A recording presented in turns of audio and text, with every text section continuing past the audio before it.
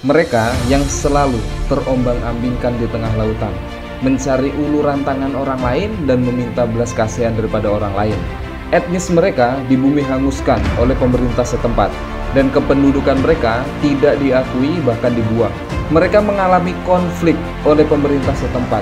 Dari mulai tahun 1982 hingga puncaknya di 2017, etnis mereka mengalami genosida. Mereka yang selalu menginginkan diterima oleh masyarakat luar, tetapi pada kenyataannya etnis mereka selalu ditolak di berbagai macam belahan negara. Apa penyebab dan mengapa etnis mereka dimusuhi, diperangi, bahkan di bumi hanguskan oleh masyarakat setempat? Dan mengapa mereka selalu mendapatkan penolakan dari berbagai macam negara yang mereka singgahi? Dan mengapa sampai saat ini pun mereka masih mengalami kekerasan dan penindasan di negara mereka sendiri? Mari kita bahas mengenai etnis Rohingya yang saat ini sedang banyak sekali berdatangan ke Indonesia, terutama di daerah Aceh. Dan mengapa masyarakat begitu sangat menolak kedatangannya mereka? Tidak mungkin ada asap jika tidak ada api. Mari kita bahas etnis ini.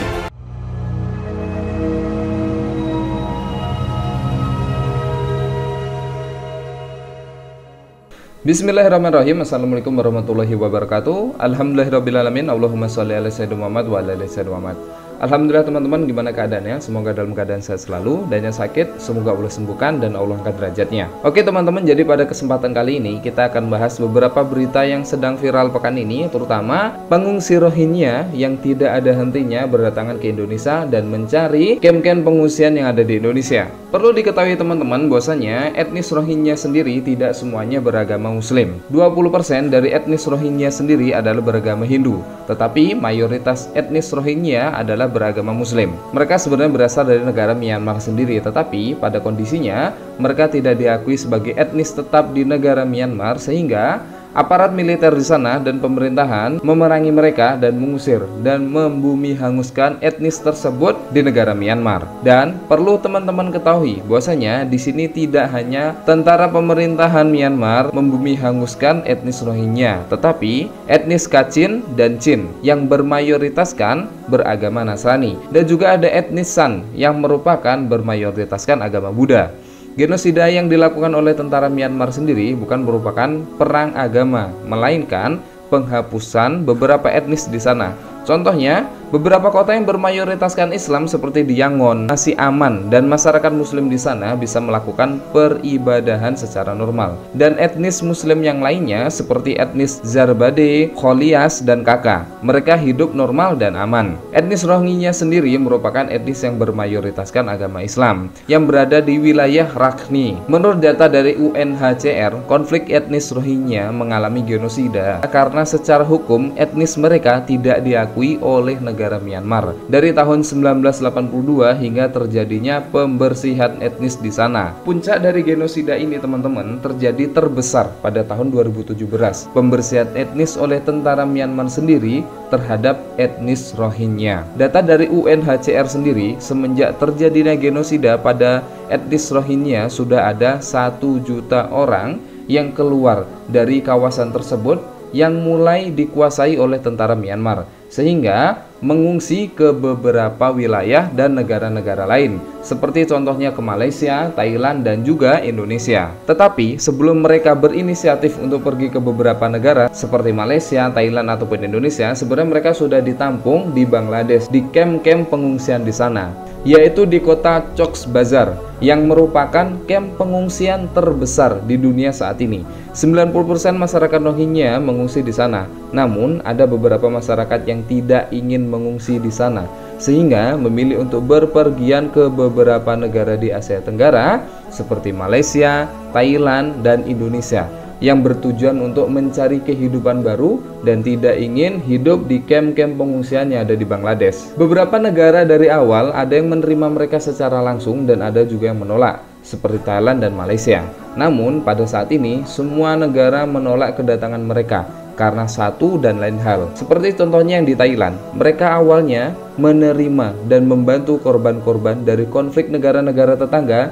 Justru saat ini mereka menolak karena Maksud mereka ingin membantu tapi malah direpotkan dengan beberapa kasus yang harus mereka hadapi dalam penerimaan korban-korban konflik. Antara lain adalah konflik-konflik antar negara seperti penyelundupan narkoba, perdagangan manusia, dan ada beberapa pengungsi yang datang tanpa ada identitas tertentu dan tidak terdata oleh pemerintah Thailand itu sendiri. Etnis Rohingya sendiri melarikan diri dari kamp pengungsian yang ada di Bangladesh karena banyak sekali kasus seperti penculikan, pemerasan, hingga pemerkosaan terhadap para pengungsi di sana.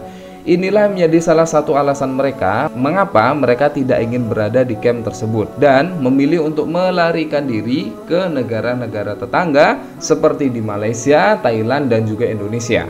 Dan seperti kabar yang baru-baru ini viral, bahwasanya mereka berdatangan dan silih berganti untuk meminta bantuan di kamp-kamp pengungsian yang berada di beberapa desa di Aceh. Dan pada awalnya mereka mengungsi, masyarakat Aceh sangat menerima pengungsian tersebut. Dengan senang hati mereka mengularkan tangan, namun pada saat ini justru banyak sekali penolakan dari masyarakat Aceh itu sendiri. Masyarakat Aceh menolak pengungsi Rohingya pun ada alasannya, seperti berkelakuan buruk terhadap masyarakat lokal yang ada di Aceh. Dan di bulan Oktober lalu, sebanyak 249 imigran Rohingya tiba di desa Pulau Penang, Minahasa II. Warga langsung menolak kedatangan mereka, namun warga Aceh memberikan sembako terhadap mereka yang bermaksud dan bertujuan untuk menjadi bekal mereka mencari daerah lain yang menerima pengungsi, ataupun mereka bisa balik lagi ke Bangladesh. Tetapi pada faktanya adalah ketika mereka diberikan sembako, bukannya malah bersyukur, tapi membuang sembako tersebut di tengah lautan sebagai rasa kekecewaannya mereka terhadap rakyat Aceh. Masyarakat Aceh sendiri menolak kedatangan mereka karena perilaku dan kepribadian buruk mereka, seperti membuang sampah sembarangan, tidak menghormati norma-norma yang ada, dan hukum adat yang ada di Aceh, terutama syarat Islam tentunya.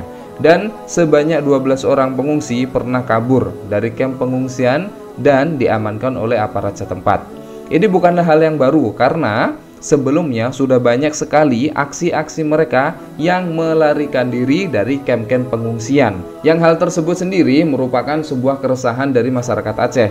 Mereka sudah ditempatkan dengan sangat layak, diberi makan, dan di fasilitas-fasilitas yang lainnya, tetapi kenapa masih kabur dan membuat resah masyarakat Aceh itu sendiri. Dan tidak hanya itu teman-teman, bahkan ada salah satu pengungsi yang pernah kedapatan melakukan pelanggaran asusila dengan memperkosa anak di bawah umur yang merupakan warga lokal desa setempat. Korban merupakan anak di bawah umur yang diancam menggunakan pisau agar mengikuti ajakan paksa dari pelaku. Dan menurut rangkuman data laporan Polda Aceh, ada beberapa tindakan kriminal yang telah dilakukan oleh masyarakat Rohingya itu sendiri selama ada di kamp-kamp penampungan. Dari mulai 2015 hingga 2023, salah satunya merupakan tindak perdagangan manusia dan juga narkotika. Mereka menyelundupkan narkotika ke Indonesia dengan mengkelabui pemerintah bahwasanya mereka yang datang ini adalah para pengungsi. Dan beberapa video yang baru-baru ini viral teman-teman, mereka mengeluhkan porsi makan yang sedikit